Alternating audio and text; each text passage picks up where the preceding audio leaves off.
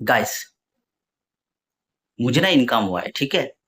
अगर इनकम हुआ है तो उस इनकम को हम लोग क्या करते हैं, 5 हेड्स ऑफ इनकम में लेके जाते हैं। Income from salary, income from house property, income from PGBP, income from capital gains and income from other sources. These are the 5 heads of income as prescribed, ठीक है।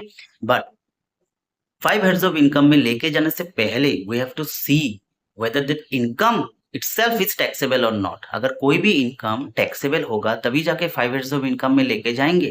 Suppose agricultural income is fully exempt, तो थोड़ी उसको agricultural income को हम लोग 5 heads of income में लेके जाएंगे, नहीं जाएंगे ना।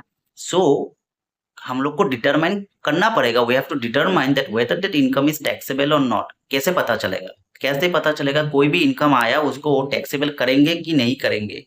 आपका स्टेटस से, व्हाट इज योर स्टेटस, ठीक है। What is your status, what is your residential status in India, उससे हम लोग को पता चलेगा कि आपका इनकम टैक्सेबल होगा कि नहीं होगा, ठीक है।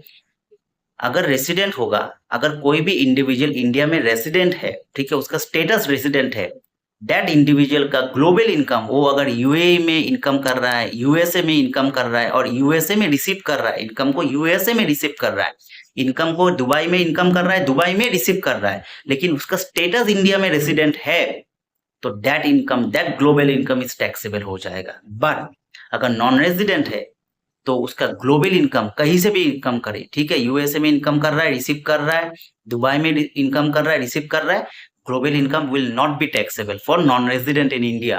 बट इंडिविजुअल का अगर स्टेटस रेजिडेंट हुआ तो उसका एंटायर ग्लोबल इनकम टैक्सेबल हो जाएगा। उसके बाद हम लोग क्या करेंगे, 5 हेड्स ऑफ इनकम में उस इनकम को लेके जाएंगे, ठीक है। And the most important part, resident in India is further subdivided into ROR and आरएनओआर।